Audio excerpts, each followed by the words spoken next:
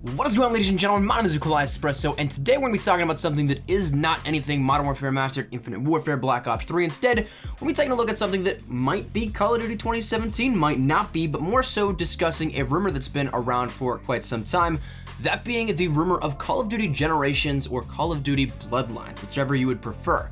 This was something that was rumored way back in the day in 2016 and has been brought up left and right amongst speculation recently and within the past year. So is this anything that's confirmed in any way, shape, or form, or anything that really has any merit behind it?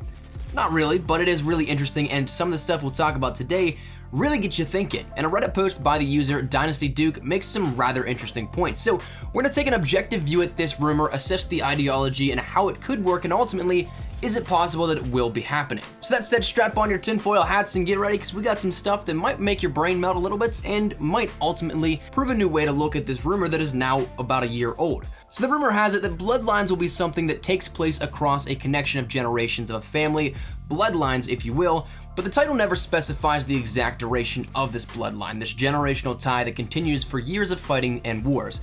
The overarching ideology, however, is that it would stem back from either World War I or World War II and bring itself all the way up to present day with a modern conflict, perhaps even further, like a Modern Warfare 3 or something similar. In this, we get to see the greatest generations of combat, both classic, modern, and potentially future.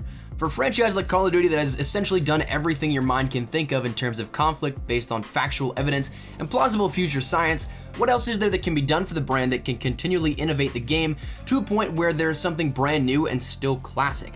Perhaps combining all of them into one maybe, having a compelling and gripping storyline and keeping it based in fact, but dipping it enough into the fiction that it makes it new. That's basically the overall feel of the rumor, and that's something that sounds astoundingly awesome in my mind. Now, rumors aside, what makes this even remotely believable? Is there anything that even gives this one scrap of hope? Well, actually, it's kind of possible that yes. Either there are some incredibly awesome things about this that don't add up at all and are sheer coincidence, or perhaps maybe some of the dots connect. Maybe not all of them, but maybe one or two here and there. The initial rumor detailed that Call of Duty Bloodlines would be available on all current consoles that we know of, including Xbox One, PlayStation 4, and PC, but also it mentioned that it would be on the Nintendo NX alongside the release of Destiny 2. Now, you may write this off as, well, there's no such thing as the Nintendo NX, but you'd actually be incorrect in that statement because the NX was actually the internal and developing name of the Nintendo Switch, which recently just launched to a massive following and sold out in many locations. What's crazier still is that Destiny 2 was actually recently confirmed by Activision as well in their most recent earnings call. Now, easily these could be shots in the dark that eventually came true, but does it indicate anything more? I mean, we do have a game that would be primed by the early dev and rootkits at the perfect time for introduction to development on the Nintendo Switch, a system that would just be being built up for hype, developers trying to build their games for future releases, and we also have a title in development for a system that has been theoried now for a while, but just happens to fall in line with another solid statement. So it's interesting thoughts, but I also am not willing to bite just yet on this. What about innovation? Because that's something that really comes up every single year. Call of Duty totes innovation like their primary wording with every single official announcement. And to many players' surprise, it wasn't actually initially used to describe Call of Duty 2017 in the very first tweets and bits of info that came out, but a few hours later it was amended into the official press statements that it would be innovative. But it also really stressed that it would be classic Call of Duty, the Call of Duty that everybody loved. So how do you take that and then go from something to innovative also, combine the two?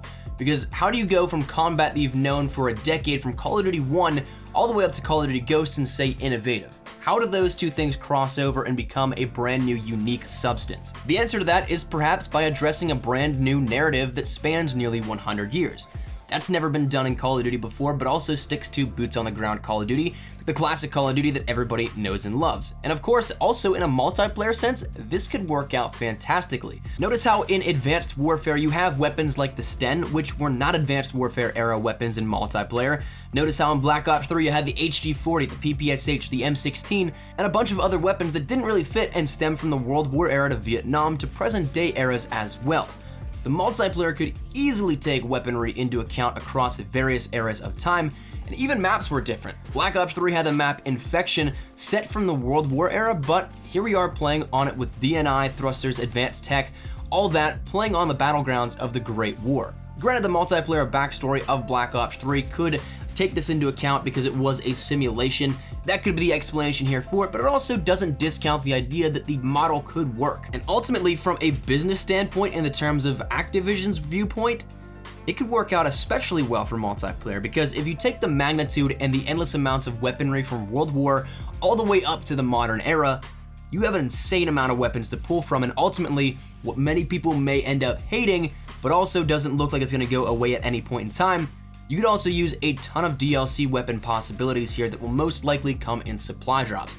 So, is this something that all in all could happen? Honestly, I'd love to say yes, but until there's more, I'm gonna stick with last year's verdict here on this and say likely not. It just seems a little bit too cool and a little bit too good to be true. Minus, of course, the last part that we talked about with multiple DLC weapons, a ton of those to choose from. Everything else seems absolutely awesome, but I just feel like something just does not give it enough. It doesn't give it enough credit, enough merit behind it to warrant something that says, you know what, that is something we can super look forward to. Honestly, I would love to be wrong, and I'd love to have an outcome that is as neat as this one, but it's really all a matter of time to tell in these situations at this point when it comes down to it, when it boils down to the nitty-gritty. All this stuff is great in theory, but whether or not it actually happens, of course, is all for time to tell. So we're rather close. We do have something on the horizon where we can look forward to some sort of reveal, maybe early April, maybe late April, maybe early May.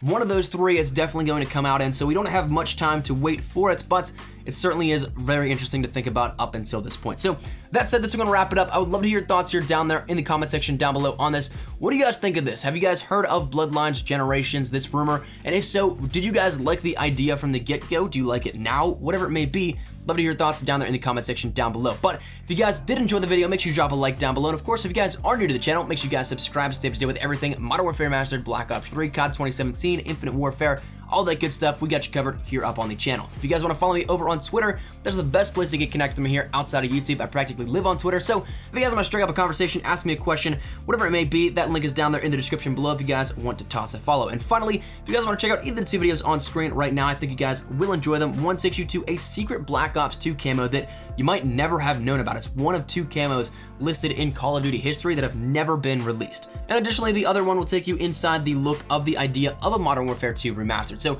if either of those interest you, click the links on screen, but I'll see you guys later. Thank you dudes so much for watching. Mine's been Nikolai Espresso. Take care and peace.